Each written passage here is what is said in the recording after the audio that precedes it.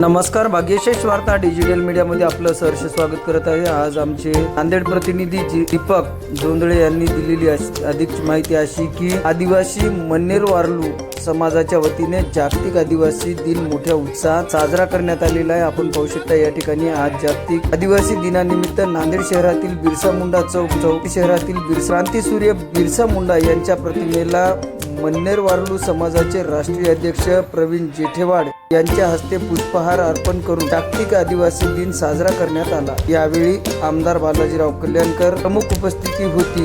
यावेळी आमदार बालाजीराव कल्याणकर यांनी जागतिक आदिवासी दिनाच्या बांधवांना शुभेच्छा दिल्या। आपण पाहू शकता या ठिकाणी जागतिक आदिवासी दिनाच्या सर्व तमाम भारतीयांना व आदिवासी बांधवांना मी सर्वप्रथम शुभेच्छा देतो। मी प्रवीण जेठेवाड, राष्ट्रीय अध्यक्ष आदिवासी मन्नेर वारलू महासंघ। आज संपूर्ण महाराष्ट्रामध्ये व देशामध्ये व जगामध्ये 9 ऑगस्ट रोजी जागतिक आदिवासी दिवस साजरा केला जातो व जगातील ज्या आदिवासी जमाती आहेत त्यांच्यावर होत असलेला अन्याय, अत्याचार आणि त्यांच्याशी निगडीत असलेल्या सगळ्या समस्या जाणून घेऊन प्रशासनाच्या माध्यमातून त्या सोडवल्या जाव्या अशी भूमिका या जागतिक आदिवासी दिनानिमित्त असते। सर्व जातीमध्ये प्रमुख असलेला हा आदिम समाज जो आहे, जंगलात राहणारा जो समाज आहे, तो हा भारतीय समाज अत्यंत भयंकर अवस्थेमध्ये आज आहे, वेदनाजनक अवस्थेमध्ये आहे।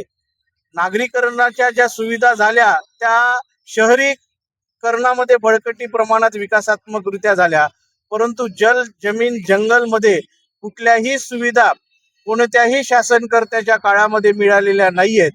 त्यामुळे डॉक्टर बाबासाहेब आंबेडकरांनी आदिवासींना त्यांच्या मूलभूत हक्क, त्यांचे न्यायिक हक्क, त्यांचे संविधानिक हक्क मिळण्यासाठी संविधानामध्ये ज्या तरतूद केल्या होत्या त्या तरतुदीचा भंग ह्या सरकारच्या काळात होत असताना दिसून येत आहे। माझी देशाचे पंतप्रधान नरेंद्र मोदी यांना आपल्या माध्यमातून विनंती आहे की आदिवासींना आदिवासी म्हणून जात सिद्ध करावं लागत आहे, हे किती दुर्दैवाची बाब आहे। माझी महाराष्ट्राचे मुख्यमंत्री देवेंद्र फडणवीस साहेबांना विनंती आहे की आदिवासींना आदिवासीची जात सिद्ध करावी लागते, ही किती दुर्दैवाची गोष्ट आहे। ब्राह्मणांना ब्राह्मणांची जात सिद्ध करावी लागत नाही, परंतु आदिवासींना आदिवासीची जात सिद्ध करावी लागते। हीच सगळ्यात मोठी शोकांकिता या जागतिक आदिवासी दिनानिमित्त मी ह्या ठिकाणी आपल्या समोर मांडत आहे।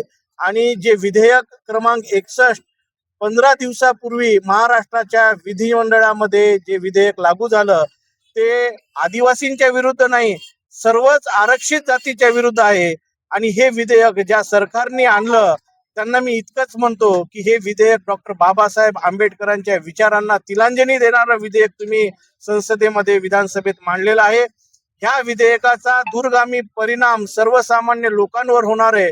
तो परिणाम शेड्यूल कास्ट मधील सर्व जातींना तर होणारच आहे, शेड्यूल ट्राईब मधील सर्व जातींना होणारच आहे, ओबीसी मधून झालेल्या सर्व जातींना होणार आहे।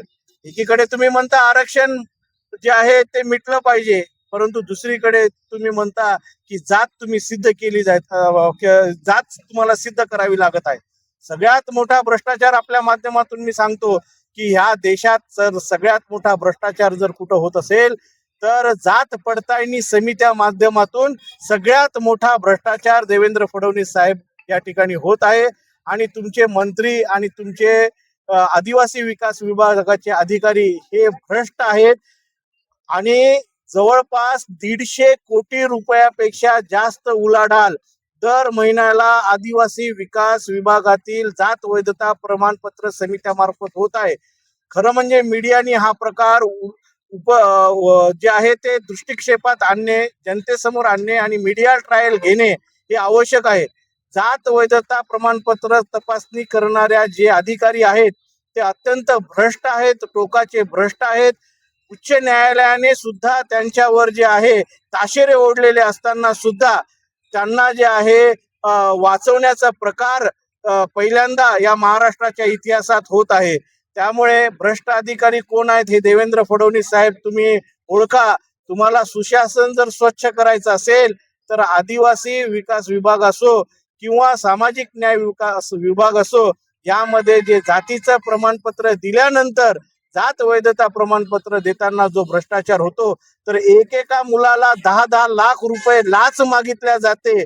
इतका भ्रष्ट कारभार महाराष्ट्राच्या इतिहासात आजपर्यंत झाला नाही. बाप आदिवासी, माय आदिवासी, आदिवासीच्या पोटी जन्मलेला मुलगा आदिवासी आणि त्याला त्याचं कागद देण्यासाठी 10-10 लाख रुपयाची लाच मागल्या जाते. या जागतिक आदिवासी दिनानिमित्त मी ह्या भ्रष्टाचाराचा निषेध करतो आणि सुशासन लवकर आणो, सद्बुद्धी लवकर देव आणि आदिवासीला आदिवासीचे हक्क मिळू देव. त्यांच्या मुलांना या ठिकाणी शिष्यवृत्तीचा लाभ मिळत नाही, त्यांच्या मुलाला वसतिगृहाचा लाभ मिळत नाही. इथे अत्यंत कमी प्रमाणामध्ये IITच्या आणि मेडिकलच्या जागा असताना सुद्धा त्या जागेमध्ये कोळी महादेव समाजाला अन्याय होत आहे, मन्नेर वारलू समाजाला अन्याय होत आहे, हलबा समाजाला अन्याय होत आहे आणि ढोर कोळी, टोकरे कोळी, मल्हार कोळी या कोळी समाजाच्या ज्या उपजाती आहेत यांच्यावर अत्यंत अन्याय होत आहे. तुमच्या माध्यमातून इतकीच विनंती करतो की आमचं शिष्टमंडळ लवकरच महाराष्ट्राचे मुख्यमंत्री देवेंद्र फडणवीस आणि उपमुख्यमंत्री एकनाथभाई शिंदे यांना आम्ही भेटणार आहोत आणि आमच्या समस्या मांडणार आहोत. धन्यवाद. सर्वांना जागतिक आदिवासी दिनाच्या शुभेच्छा. डॉक्टर बाबासाहेब आंबेडकरांचा विजय असो. जय भीम.